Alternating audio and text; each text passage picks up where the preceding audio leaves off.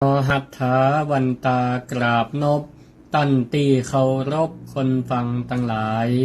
ญาติพี่น้องเปื่อนป้องสหายสาระบรรยายมีหลายบ่น้อยศิริธรรมกำเมืองจาริกล่ำถ้อยขอเจิญฟังกอยเถอะครับอู้จวนม่วนใจบ่ได้ลี้ลับสำเนียงเสียงอันล้านนาอนุรักษ์ไว้เรื่องของภาษาเจิญมวลประชาตกเหนือออกใต้เฮามาประกันทุกวันฮือใดเวลา5 โมงเย็นเปิดวิทยุเฟซบุ๊กฮือเห็นเนอจีบันเย็นหนอเน่ามีหลายเลิศรถบททวนกวนเก่าจวนฮือละเมาเอาใจบ่น้อยตั้งโลกตั้งธรรมลำนำจ้าถอยมีหลายลีลาสาระศิริธรรมกำเมืองเอิ้นจาวาทะสดับกันได้เนนายอัตมาข้านั้นจะได้ขยายข้อความบรรยายมดใส่เป็นปอยเจิญฟังตะตัวเจ้าบัวกับซอยบ่ฮือเสียอันเวลาขอเจิญฟังไปก่อนและนายเฮยขอกราบทูลไว้สาพระรัตนตรัยเจ้าแก้ว3 ดวงมีพระพุทธพระธรรมพระสงฆ์ขอถวายความเคารพมายังพระมหาเถระพระเถรานุเถระครูบาอาจารย์เจ้าจุตนจุองค์ขอเจริญพรมายังศรัทธาพุทธศาสนิกชนคนดีทุกท่านที่ได้ติดตามรับชมและรับฟังรายการศิริธรรมกำเมืองโดยอัตมาภาพพระครูศิริธรรมบัณฑิตจากวิทยาลัยสงฆ์นครลำปางจังหวัดวัดมิ่งเมืองมูลตำบลพิชัยอำเภอเมืองจังหวัดลำปางได้นำรายการศิริธรรมกำเมืองมาพบมาปะกับศรัทธาถ้าเป็นวันอื่นๆก็เวลา5 โมงแรงยกเว้นว่าวันพฤหัสบดีหรือวันพัดก็จะออกรายการเร็วกว่าปกติ1 ชั่วโมงทั้งนี้ก็ได้รับเมตตาธรรมจากท่านผู้อำนวยการสถานีวิทยุคลื่นสีขาวเพื่อชาวประชาท่านอาจารย์พระครูอภิวัฒนวิกรมท่านสมปันเจ้าอาวาสวัดปากตังเจริญอำเภอดอยหล่อจังหวัดเชียงใหม่ก็ได้เมตตาคืออาตมาภาพได้ออกรายการผ่านคลื่นสถานีวิทยุวิทยาลัยสงฆ์นครลำปาง FM 106.5 เมกะเฮิรตซ์ก็ดีแล้วก็คลื่นวัดฝ่ายหินและก็คลื่นสีขาวเพื่อชาวประชาได้ออกกัน4 โมงถึง5 โมงแรง1 ช่วงแล้วก็ฟังแฮมช่วงหนึ่งก็คือ5 โมงแรงถึง6 โมงแรงวันนี้2 ชั่วโมงแบ่งเป็น2 ช่วงเนาะ2 ชั่วโมงก็รายการศิริธรรมกำเมืองนี่ก็ดังไปไกลถ้าหากว่ามีสัญญาณอินเทอร์เน็ตสามารถติดตามรับชมกันได้ตั้ง Facebook ไลฟ์ก็ดีวิทยุออนไลน์ก็ดีถ้าสถามีลิงก์สถานีวิทยุออนไลน์ก็ได้ก็บ่ต้องอาศัยหมุนคลื่นบ่ว่าจะเป็นคลื่นลำปางคลื่นเชียงใหม่ก็ถ้ามีวิทยุออนไลน์นี่ดังไปหากันหมดเลยอย่าง Facebook ไลน์นี่ก็วันนี้ท่านพระประหลัดสงกรานต์เพิ่นอยู่ที่ไหนอยู่ UK อังกฤษลอนดอนกันก็สามารถติดตามรับชมรับฟังรายการศิริธรรมกำเมืองได้ทั้งนี้ก็ต้องขออนุโมทนาขอบพระคุณหลายๆผู้หลายๆท่านทั้งที่อยู่เบื้องหน้าเบื้องหลังของรายการศิริธรรมกำเมืองทั้งดีเจละอ่อนน้องๆทั้งหลายดีเจจันแอมน้องนัดน้องดิวก็ดีเวลารายการเข้ามาได้ยังต่างๆก็ต้องอาศัยน้องดีเจทั้งหลายคอยขับเคลื่อนลิงก์สัญญาณให้และก็ขาดบ่ได้ก็คือสถานีวิทยุ เพื่อการศึกษา FM 106.5 เมกะเฮิรตซ์สถานีวิทยุเพื่อการศึกษาของวิทยาลัยสงฆ์นครลำปางโดยได้รับเมตตาธรรมจากวัดบุญยวาสวิหารพระอารามหลวงซึ่งก็ได้อนุเคราะห์ให้ตั้งสถานีวิทยุก็ได้รับเมตตาธรรมโดยพระเดชพระคุณหลวงปู่พระราชธรรมลังการหลวงปู่พระมหาจันทร์กตปุญญมหาเถระซึ่งพระเดชพระคุณหลวงปู่ตอนนี้ก็ได้ล่วงลับละสังขารไปคงแต่ไหวคุณงามความดีไหวฮือกับบรรดาศิษยานุศิษย์ลูกศิษย์ลุงหาได้ลำลึกนึกถึงสำนึกในพระคุณของเปิ่นซึ่งก็เฮาจะลำปางทั้งหลายคงทราบข่าวกันดีละจากตั้งสื่อต่างๆแล้วก็ครูบาอาจารย์ที่ออกรายการวิทยุก็คงได้แจ้งข่าวสารถวายความอาลัยของการจากไปของพระเดชพระคุณหลวงปู่ก็เฮาท่านทั้งหลายก็ได้สูญเสียพระมหาเถระที่มีอายุพรรษากันตั้งภาษาพระเป็นห้องว่าเป็นพระละตัญญูก็คือเป็นคนผ่านห้อนผ่านหนาวผ่านลาตรีมาเมินก็เปิ้นก็ได้ล่วงลับดับขันไปเมื่อวันจันทร์ที่11เดือนกันยายนพศ2566หลวงปู่พระมหาจันทร์เราท่านทั้งหลายก็คงบ่ต้องสงสัยว่าหลวงปู่เกิดวันอะไรหยังเพราะเปิ้นก็ชื่อของเปิ้นก็ตรงกับวันเกิดตรงวันจันทร์ซึ่งหลวงปู่เองนี่ก็แหมบักกี่มื้อกี่วันก็จะสิริอายุได้94ปีวันที่23กันยายนของทุกปีนี่ก็เป็นวันอายุวัฒนมงคลของหลวงปู่นี่ก็เหลือแหมบักกี่สัปดาห์จะถึงละหลวงปู่จะเต็ม94สิริอายุได้94แต่หลวงปู่ก็ได้ละสังขารไปก่อนซึ่งก็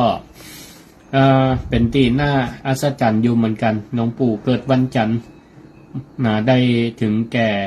มรณภาพละสังขารไปก็ตรงกับวันจันทร์เหมือนกันตรงกับวันจันทร์เหมือนกันเนาะซึ่งก็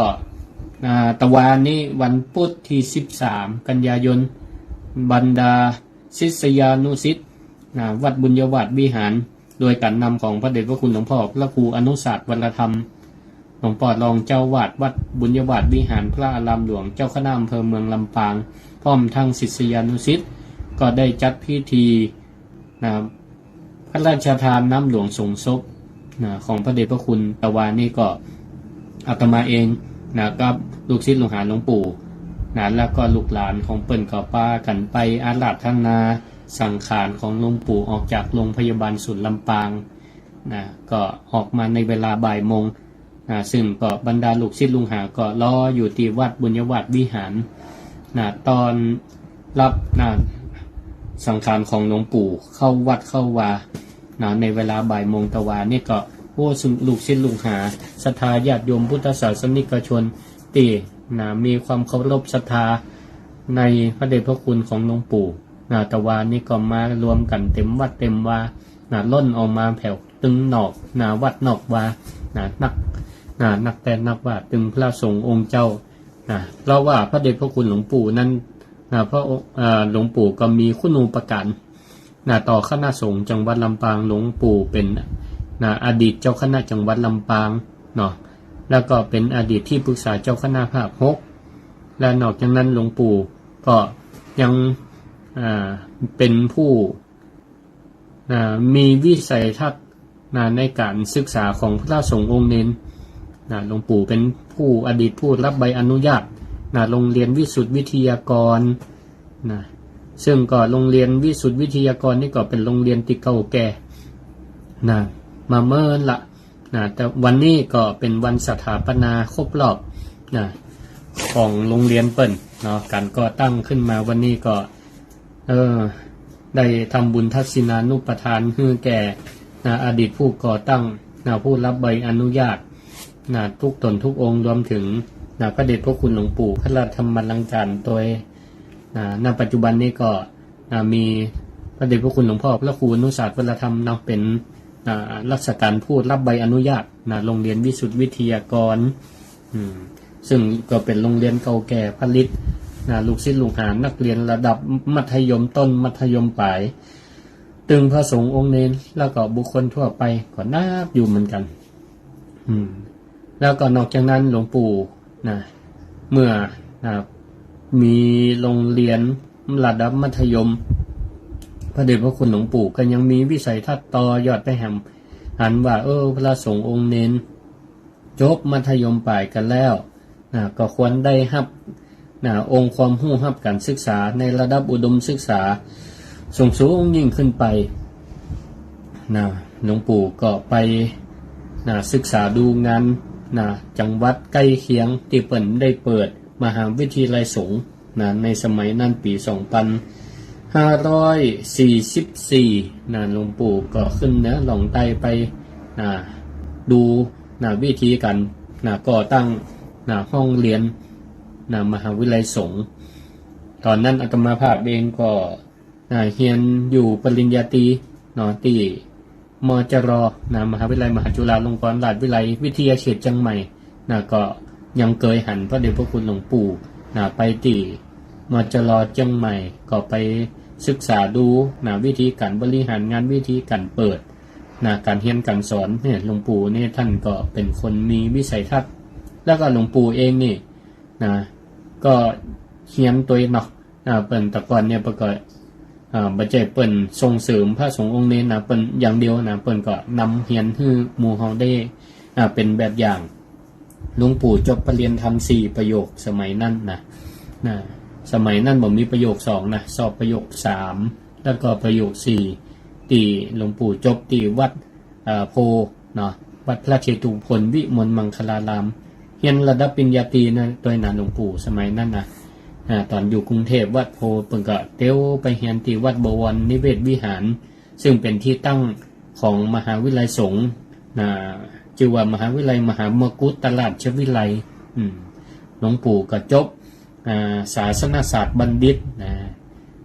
จบปริญญาตรีกลับมาพัฒนาเมืองลำปางมาเป็นเจ้าวาด มาเป็นเจ้าวาดวัดศรีหมวดเก้าก่อนแล้วก็ตามประวัติของเปิ้นได้รับพิจารณาจากหลวงพ่อเจ้าคณะจังหวัดซึ่งอยู่วัดเจียงไฮ้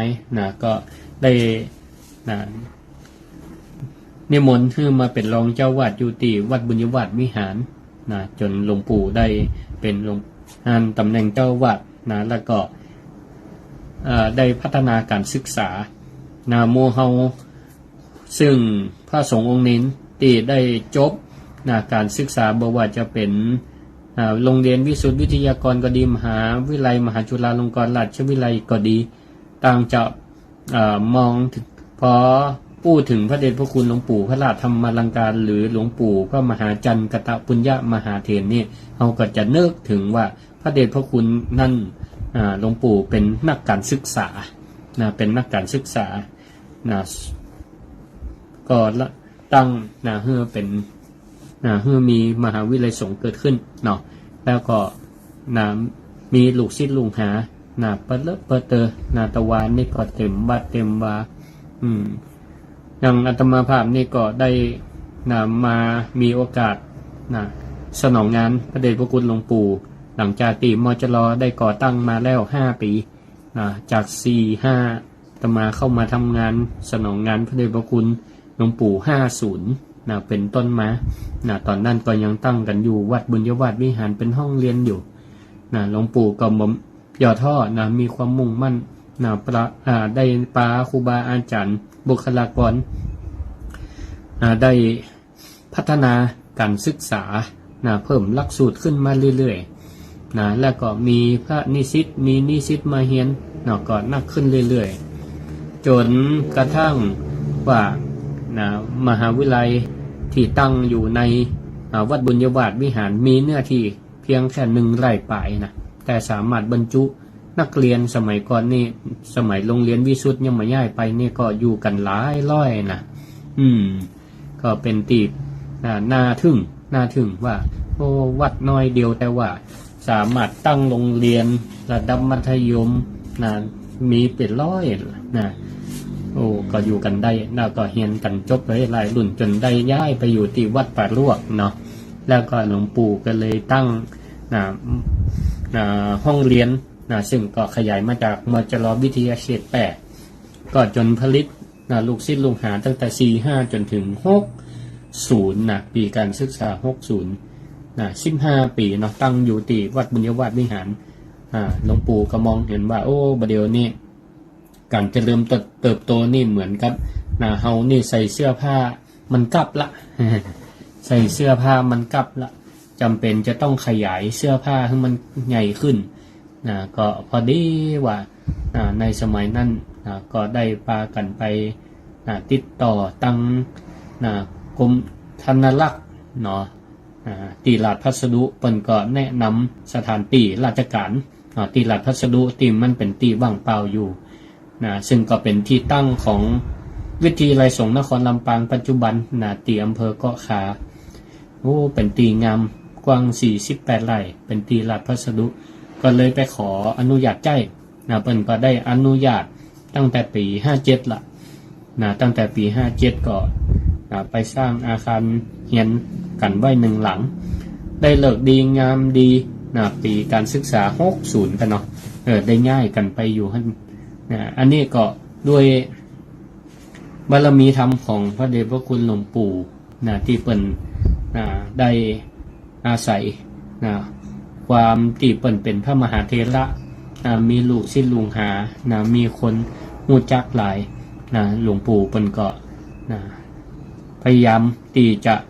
ส่งเสริมการศึกษาของมจร.เฮาคือเจริญรุ่งเรืองทัดเทียมกับการศึกษาของจังหวัดอื่นๆซึ่งก็คุณงามความดีนี่ก็ตาตึงจะลึกอยู่ในหัวจิตหัวใจของลูกศิษย์ลูกหาผู้คนเนาะแล้วก็เปิ้นจะมีการทำบุญสัตมวานก็คือครบรอบ7 วันครบ7 วันที่แห่งการมรณภาพของหลวงปู่วันจันทร์ที่18กันยายนตะวานี้ไปที่บ่ได้ตันไปกราบสังขารหลวงปู่ก็สามารถไปกันได้แล้วก็ทุกค่ำคืนตั้งแต่ตะคืนมาละเวลาทุ่มเกิงไปอยู่ใกล้วัดบุญยวาสจะไปฟังเทศน์ฟังสวดเพื่อน้อมอุทิศส่วนกุศลให้พระเดชพระคุณหลวงปู่ก็เชิญได้ที่วัดบุญยวาสวิหารเนอะส่วนของวิทยาลัยสงฆ์นครลำปางนำโดยท่านผู้อำนวยการท่านอาจารย์พระมหานพดลสุวรรณเมธีผู้อำนวยการวิทยาลัยสงฆ์นครลำปางเจ้าคณะอำเภอวังเหนือพร้อมด้วยบุคลากรอาจารย์เจ้าหน้าที่และก็นิสิตของวิทยาลัยสงฆ์นครลำปางได้พร้อมใจกันจะไปเป็นเจ้าภาพในการเทศน์และสวดพระอภิธรรมในค่ำคืนของวันที่16ตรงกับวันเสาร์ที่16 กันยายนนะวันเสาร์ที่16 กันยายนนี้เวลาทุ่มเกิงศรัทธาญาติโยมท่านใดที่มีความศรัทธาและก็มีเวลาสามารถไปร่วมในการเป็นเจ้าภาพในการเทศน์และสวดพระอภิธรรมอุทิศถวายแด่หลวงปู่ก็จะได้ไปร่วมกับวิทยาลัยสงฆ์นครลำปางหรือจะไปรวมกันทุกค่ำคืนก็ได้จะไปเป็นเจ้าภาพก็ได้ก็หลวงพ่อพระครูอนุสักประธรรมรองเจ้าวาดวัดบุญยวาสวิหารซึ่งก็เป็นประธานในการจัดการดำเนินงานบำเพ็ญกุศลพระเดชพระคุณหลวงปู่พระราชธรรมลังการวันนั้นก็ได้มีมติประชุมว่าถ้าครบทำบุญสัตมวันที่18แล้วทุกวันจันทร์ทุกวันจันทร์ก็จะมีกันทำบุญเทศน์และสวดอภิธรรมในค่ำคืนทุกวันจันทร์ไปเรื่อยๆจนกว่าจะมีการกำหนดพระราชทานเพลิงศพของพระเดชพระคุณหลวงปู่ศรัทธาญาติโยมก็เชิญไปได้แล้ววันที่18 กันยายนนี้ก็ทำบุญสัตมวานไปจะไปร่วมเป็นเจ้าภาพลงทานเจ้าภาพทายธรรมก็ติดต่อได้ที่วัดบุญยวาสวิหารพระอารามหลวงหรือ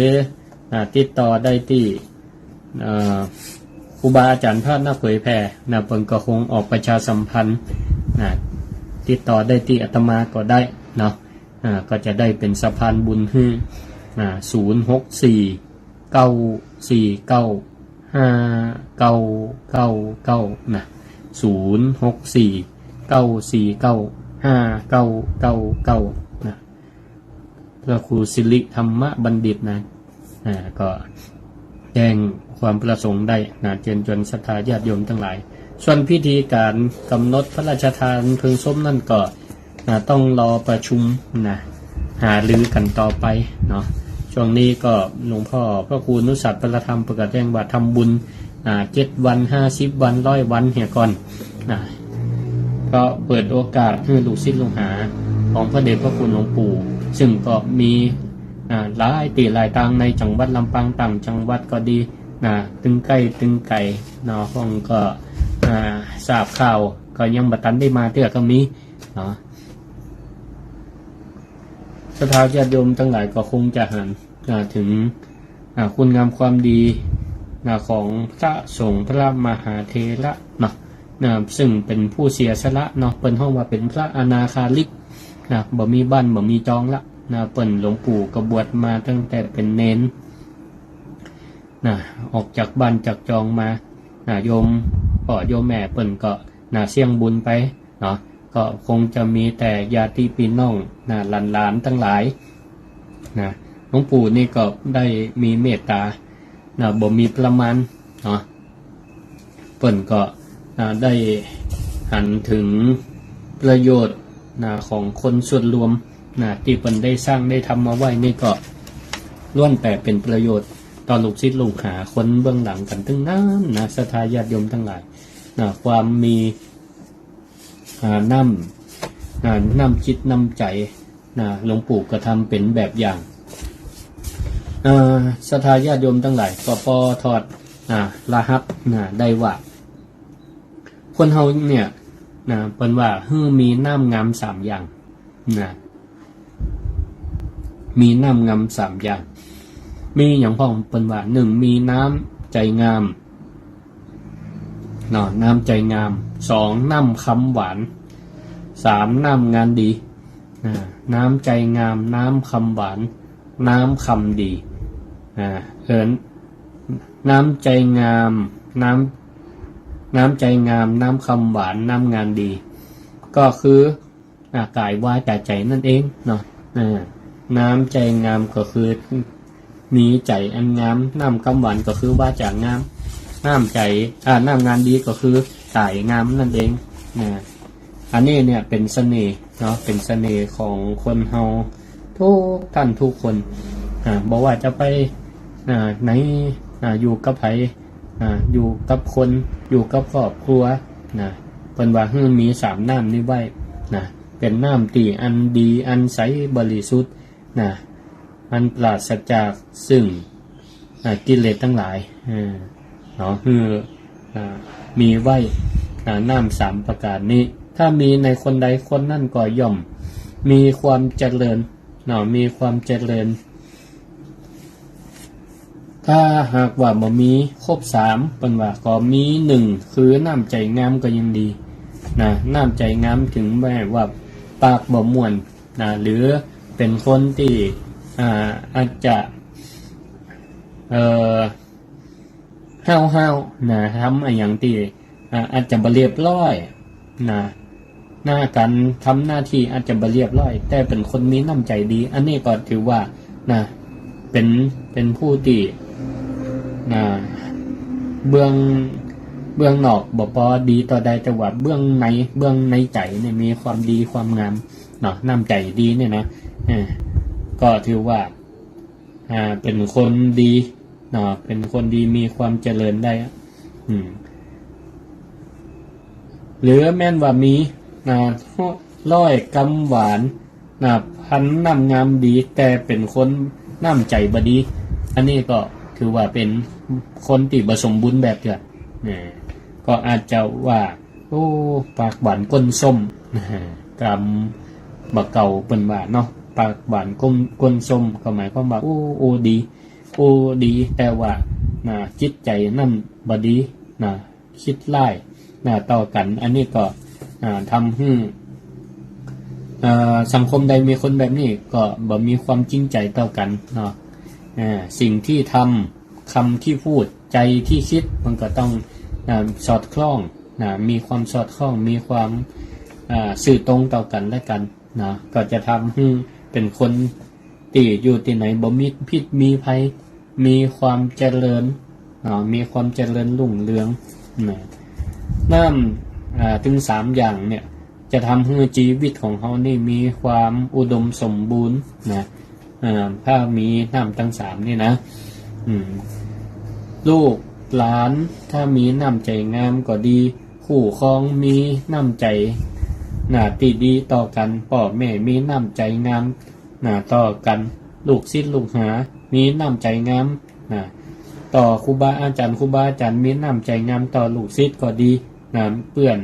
คนเฮามีเปื่อนคบเปื่อนกันมีน้ำใจอันดีงามต่อกันลูกน้องมีน้ำใจงามต่อผู้นำต่อเจ้านายมีน้ำใจดีต่อลูกน้องคนจะเอี้ยเนี่ยคนเป็นสิ่งที่คนทั้งหลายเป็นคนที่โลกต้องการคนมีความน้ำใจงามเนี่ยนะมันเป็นการแสดงออกมาจากคนเบื้องของหัวใจเนาะใจคิดจะใดเนี่ยมันก็จะแสดงออกมาตั้งวาจาออกมาตั้งกายออกมาตั้งกายบางเตือก็อาจเป็นคนเป็นคนซื่อๆกึดจะใดใจกึดจะใดปากอูจะอันเนาะบางเตือนี่ก็อาจจะคนตั้งหลายอาจจะบ่เคยชอบแต่ใดแต่ถ้าว่าขอแนะว่าเป็นคนมีความจริงใจมีความมีน้ำใจต่อกันแลกกันนี่ก็จะทำให้โลกนั่นก็อยู่ด้วยความสมบูรณ์มีความผาสุกมีอยู่ด้วยกันปกติสุขคนเฮาเนี่ยเขาในมีน้ำใจดีต่อกันและกันฝากอย่างใจอย่างหน้าไว้หลังหลอกอย่างอี้นี่ก่อนมันก็จะทำให้สังคมนั้นอยู่ยากอันเนี้ยก็มีคือหันตัวอย่างในสังคมปัจจุบันในปัจจุบันนี่ถ้าจิตใจดีต่อกันเนี่ยมันก็เนี่ยอย่างนี่ก็มีความผ่องใสคนทั้งหลายก็มีความชอบพอกันมีความจริงใจต่อกันและกันบดีเป็นคนใจหินใจห้อนบดีเป็นคนใจหินใจห้อนปล่อยให้อำนาจแห่งกิเลสเข้ามาครอบงำเข้ามาครอบงำเนี่ยให้ใจนั่นประกอบด้วยความโลภอยากได้อยากมีอยากเป็นโคตรบ่เปิงอกบ่เปิงใจมันก็จะส่งผลให้แสดงออกมาตั้งกายตั้งวาจาด้วยเพราะฉะนั้นเนี่ยเขาก็ควรจะรณรงค์กันรณรงค์ให้เป็นคนที่มีน้ำใจงามมีน้ำงามถึง3อย่างน้ำใจงามน้ำกำหวานน้ำงานดีอันนี้เป็นสิ่งที่เราท่านทั้งหลายก็ต้องการคนทั้งหลายอยู่รอบข้างก็ต้องการเพราะฉะนั้นเราต้องการอยากให้เขาเป็นจะได้อยากให้เขาเป็นคนมีน้ำใจต่อเราอยากให้เปิ่นอู้ม่วนจาหวานต่อเราอยากให้เปิ่นทำดีต่อเราก็ต้องทำต่อเขาก่อนจะไปล้อว่าให้เขาทำก่อนเนี่ยมันบ่ได้ความคาดหวังถ้ามันบ่เป็นไปดังที่หวังบางทีมันก็อาจจะทำให้เขาเนี่ยเกิดการผิดหวังจะทำมาอย่างเนี่ยจะต้องการให้เปิ้นเป็นจะได้เขาต้องทำก่อนแสดงเป็นแบบอย่างให้เขาได้หู้เนี่ยก่อนโดยเฉพาะน้ำทั้ง3ที่ว่าเนี่ยก็คือน้ำใจน้ำใจงามเนี่ยก่อนเปิ้นถึงเอามาเป็นข้อที่1น้ำใจงามเนี่ยนะเพราะว่ามันเป็นการแสดงออกจากภายในสู่ภายนอก จากภายในสู่ภายนอกนะเมื่อใจงามแล้วมันก็แสดงออกมาตั้งบอกว่าจะเป็นตั้งกายนะกายก็ทำดีเนาะทำดียิบยินของดีๆให้กันแบ่งปันสิ่งดีๆให้กันและกันช่วยเหลือนะแบ่งเบาภาระซึ่งกันและกันเนี่ยมันก็เกิดมาจากก้นบึ้งของหัวใจเพราะความมีน้ำใจดีมีน้ำใจงามนะก็แสดงออกมาตั้งกายนะแสดงออกมาตั้งวาจาจิตใจดีเขาก็นะอู้จาออกมาด้วยกำม่วนนะกำหวานนะแต่ถ้าจิตใจมันขุ่นข้องนะมันขุ่นข้องด้วยความโกรธก็ดีมันก็แสดงออกวาจาด้วยกำอู้ออกมาตีมันบ่ไพเราะนะบ่ไพเราะสนอหูก็ดีนะแต่บางคนนี่เปิ้นก็จิตใจดีแต่สื่อออกมาบ่เป็นนะบางเตือก็อาจจะถ้าคนหู้จักกันบ่อยๆนะได้คลุกคลีกันนักๆบางเตือเปิ้นก็หู้จักฮืออภัยนะฮืออภัยซึ่งกันและกันเพราะเปิ้นเข้าใจว่าคนนี้เนี่ยเป็นคนที่บ่มีพิษบ่มีภัยอะไรหยังเป็นคนมีจิตใจดีเพียงแต่อาจจะสื่อสารออกมาแบบออกมาตรงๆบ่มีกันประดิษฐ์ประดอยกำอู้นะคือมันอ่อนหวานอะไรหยังแต่ทั้งนี้เนี่ยด้วยจิตใจเปิ้นก็อาจจะมีความปรารถนาดีนะมีความปรารถนาดีก็เป็นธรรมชาติอยู่แล้วเนาะศรัทธาญาติโยมทั้งหลายคนเฮาเนี่ยมักจะชอบคำชมมากนักกว่ากำตินะนักกว่ากำตินะถ้าใครก็จ้างนะชมนะออกมาเหี่ยก่อนนะเขาก็ตึงอยากจะให้เขาชมบ่อยๆนะแต่จิตใจนะเขาก็จะได้เนี่ยบางทีคนฟังนี่อาจจะไม่ได้สนใจว่าเขาจะมีความจริงใจในการหรือมันมีความจริงใจนะบางทีอาจจะลืมไปแต่ในทางกลับกันบางคนเนี่ยเป็นจิตใจดีเป็นออกมาอาจจะด้วยความปรารถนาดีนะการเตือนการบอกนี่นะเป็นห้องว่าการตำนิติบอกกันเนี่ยถือว่าเป็นการจี้ขุมทรัพย์นะเป็นการจี้ขุมทรัพย์แต่หลายๆคนที่เปิ่นกันยังติดนะอยู่ในโลกธรรมอยู่เนาะติดในโลกธรรมโดยเฉพาะเรื่องความสุขเนี่ยนะเปิ่นติดสุขอยู่ธรรมดาเพราะก็อยากจะฟังในอย่างที่มันลื่นเริงม่วนหูบางทีก็บ่อยากจะยอมรับความจริงต่อได้อันนี้ก็เป็นต้นแต่เขาก็ต้องพิจารณาเงื่อนดีแล้วกันเนาะบางทีเนี่ย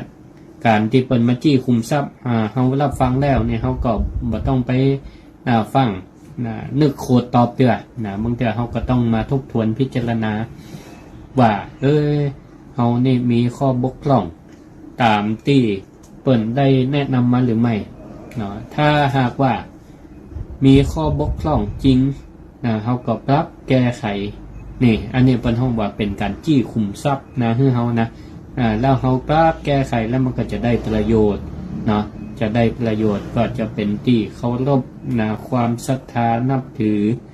เชื่อมั่นเชื่อใจซึ่งกันและกันแต่ถ้าเปิ่นด้วยความปรารถนาดีเตือนบอกแล้วเขาบ่มีการปรับกับโคตรตอบเปิ่นเนี่ยต่อไปเนี่ยมีอย่างต่อไปเนี่ยเปิ่นก็คงจะบ่กล้ามาเตือนมาบอกแบบกล้ามาจี้ขุมทรัพย์ให้เขาต่อไปละก็ทำให้เขานั่นพลาดโอกาสเสียโอกาสในการที่จะได้รับขุมทรัพย์นั้นอันเลิศเนาะการแนะนำคำสอนกันเนี่ยนะแนะนำให้เขาเนี่ยได้หู้ถึงข้อบกพร่องของตัวเราแล้วเขาก็หันแล้วเขาก็มีการปรับแก้ไขนี่ก็ถือว่าเป็นโจกอันยิ่งใหญ่นะ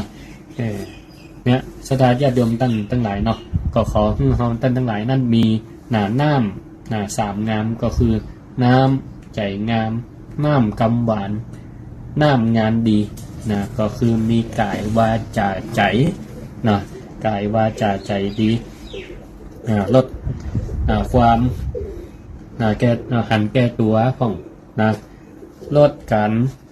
มองโตดของคนอื่นมองอะไรอย่างในแง่ลบกันไปก็บ่ดีก็จะทำให้จิตใจเขาเนี่ยมันมีแต่ความตุกบ่ได้ เนี่ยให้จิตใจของเขามีความทุกข์บางเถื่อเขาก็ต้องมองข้ามไปให้มองบวกมองบวกมองเลยว่าในส่วนที่ดีของเขานั่นก็มีอยู่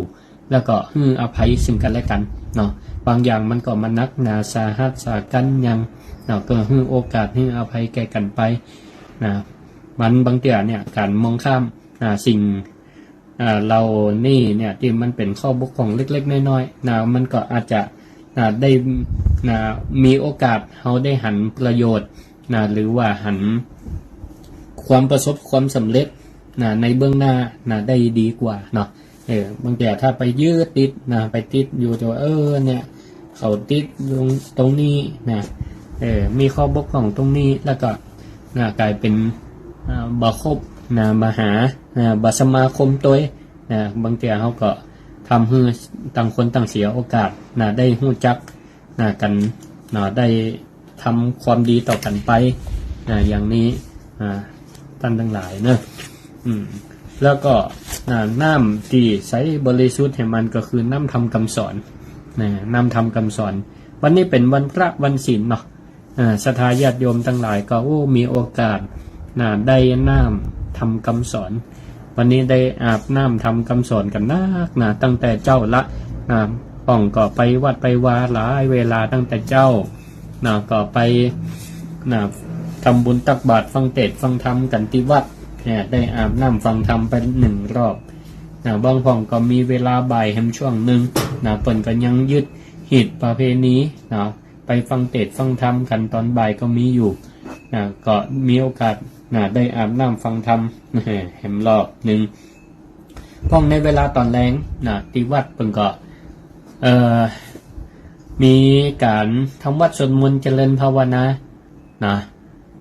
มีการเจริญภาวนาก็ได้มีโอกาสซึมซับได้น้ำทำคำสอนแห่งรอบหนึ่ง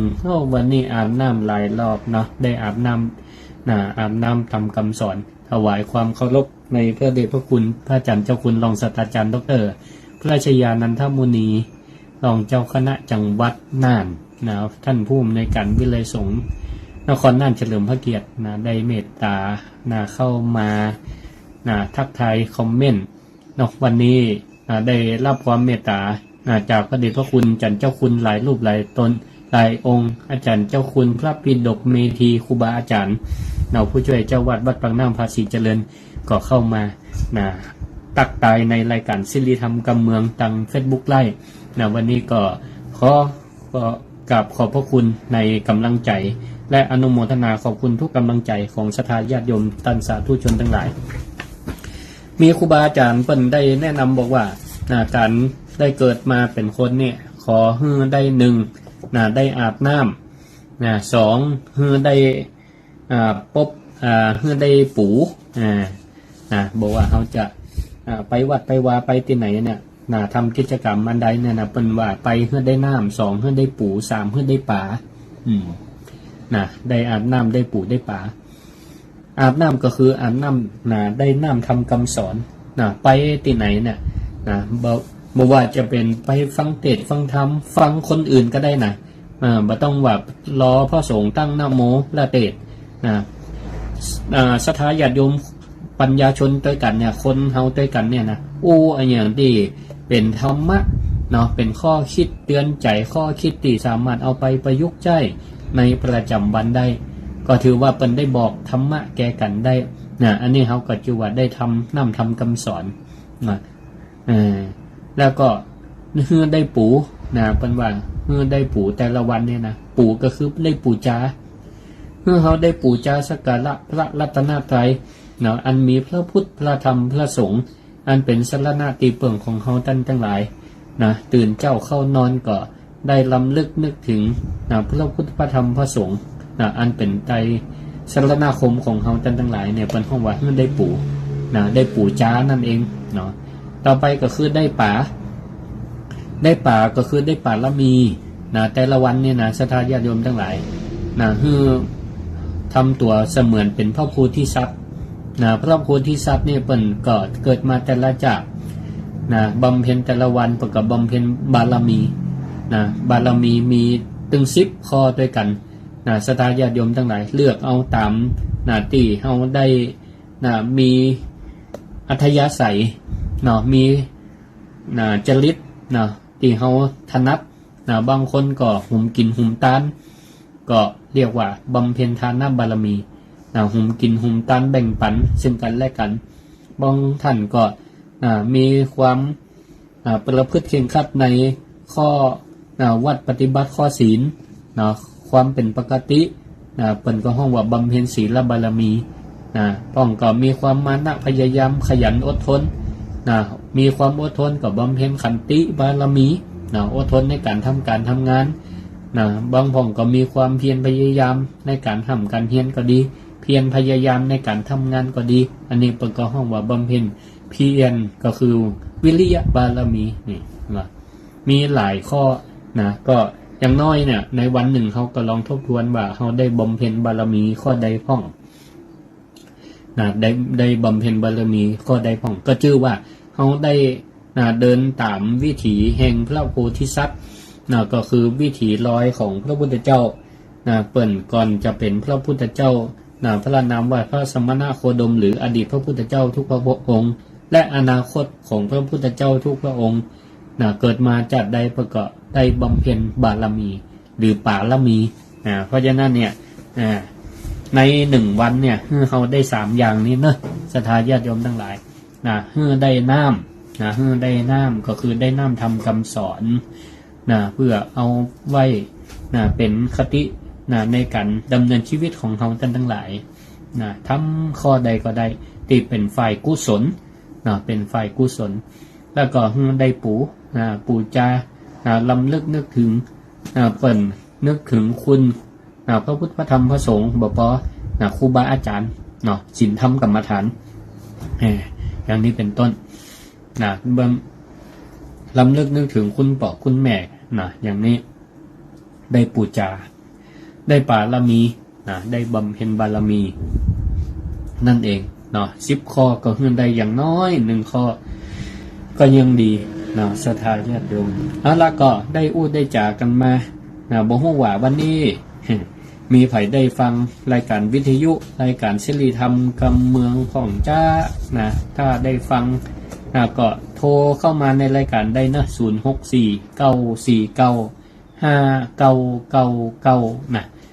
มาแนะนำรายการกันได้แล้วก็อยู่ที่ไหนฟัง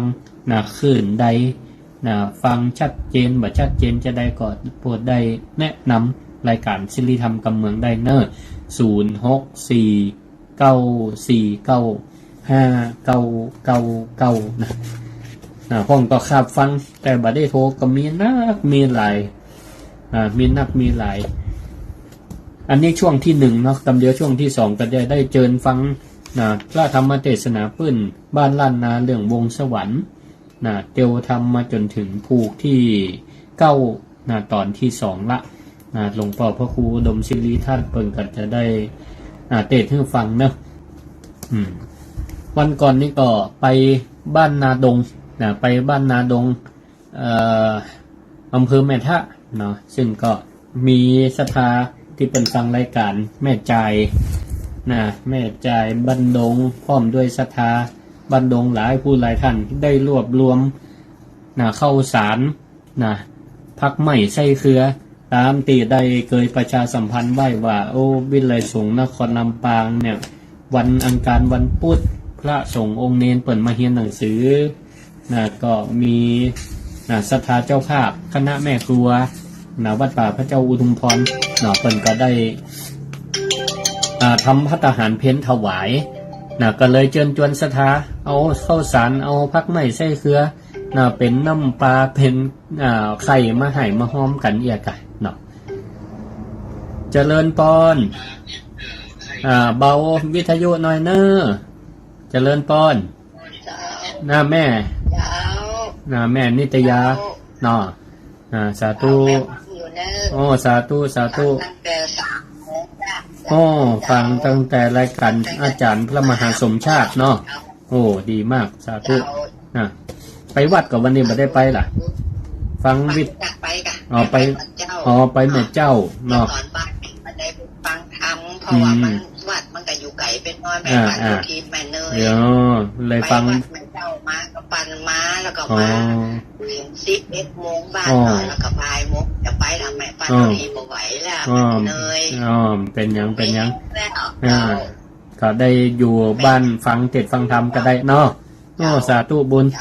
อนุโมทนาตาได้ญาตินางหมายตาเจ้าแล้วอยู่ดีมีสุขอยู่ดีมีสุขเนอะเจริญพร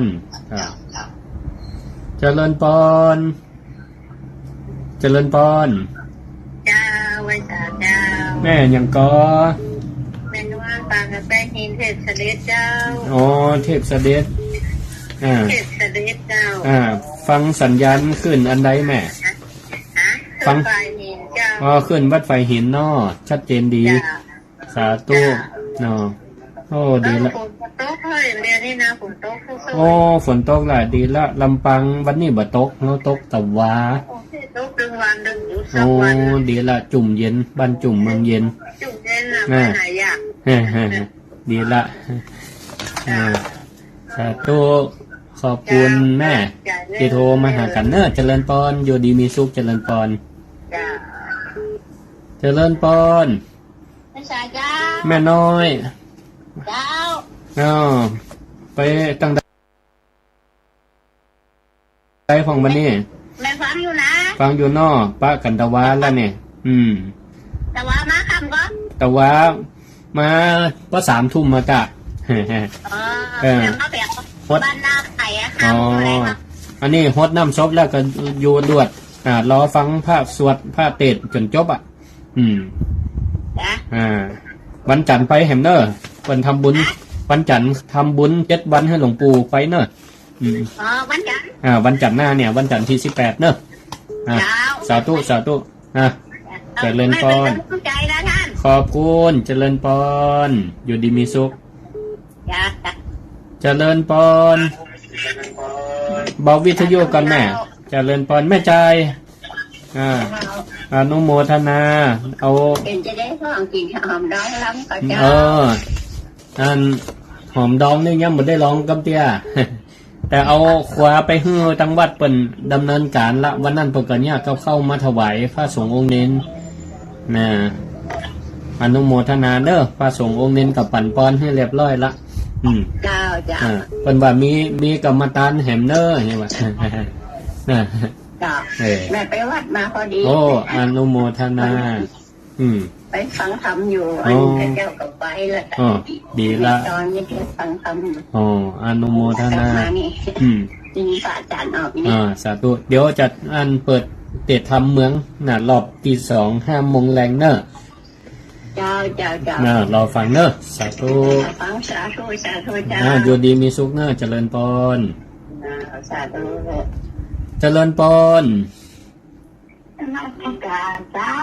ยายพรเนาะยายพรเนาะฟัง104ของวัดไฟหินเนาะอนุโมทนาชัดเจนฟังตั้งแต่3 โมงแล้วเนาะสาธุขอบคุณเนอะแม่ติดตามรับฟังกันอนุโมทนาเจริญพรแม่มะลิวันมันก็แม่เนาเจ้าก้นเนาะแม่อายเนาะอยู่บ้านใครเนาะอันนี้ฟังคืนได้แม่อันพระครูจิตาเจ้าอันนบ่อสาวาเนาะพระบาทอุดมน่าจะอยู่แม่อายใช่หรออะไรเห็นคำก่อนค่ะสาธุไปวัดอย่าอนุโมทนานอนวัดก็บ่นอนกะไปวัดแล้วก่อนวัตถุคนจะมีธรรมะสัญจรเนี่ยเจ้าสุขก็มียังได้อยู่มู่เนี่ยมาธรรมะสัญจรบรรพะหลักปัญญาบรรพุกเนาะ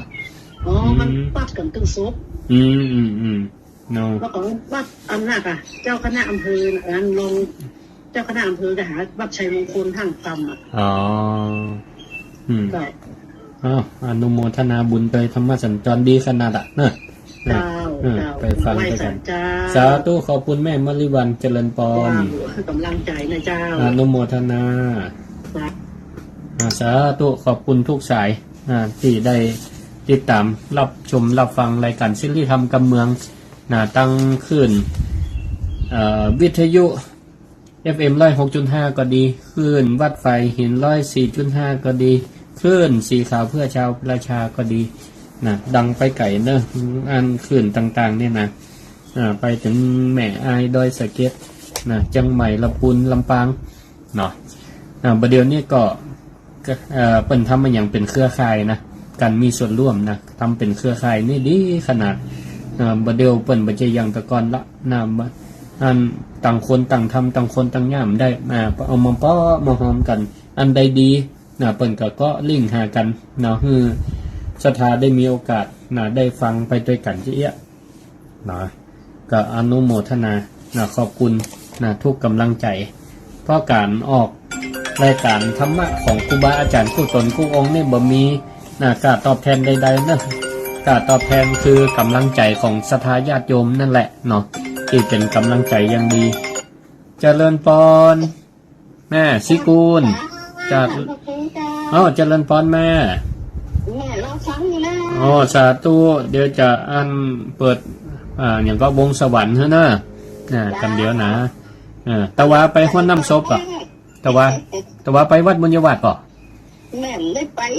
ได้ไปน่ะแต่เปิ่นไทยทอดสดอยู่ออกวิทยุอยู่ละตะวาวันที่จันทร์ที่18นี่ทำบุญ7 วันให้หลวงปู่มีโอกาสก็เจนเนาะสาธุครับคุณแม่เจริญพรวันที่18 กันยาวันจันทร์นี่เนอะไปสะดวกไปร่วมบุญไปกันเนอะทำบุญครบ7 วันกันมรณภาพของพระเดชพระคุณหลวงปู่พระราชธรรมาลังการเนอะที่วัดบุญยวัดพระลำหลวงเริ่มเวลา 9 โมงตรงของวันจันทร์ที่18หรือแต่ละค่ำคืนใครสะดวกอยู่ใกล้วัดบุญยวัดจะไปฟังเทศน์ฟังสวดโดยกันก็เจนได้เนาะคืนวันที่16ทางผู้บริหารคณาจารย์เจ้าหน้าที่นิสิตวิไลสงฆ์นครลำปางจะไปร่วมกันเป็นเจ้าภาพในการเทศน์และสวดพระอภิธรรมอุทิศถวายพระเดชพระคุณหลวงปู่ก็ไปร่วมกันได้ศรัทธาญาติโยมเอาละก่อนในช่วงแรกนี่ก็พักกันไว้เพียงเท่านี้ก่อนเดี๋ยว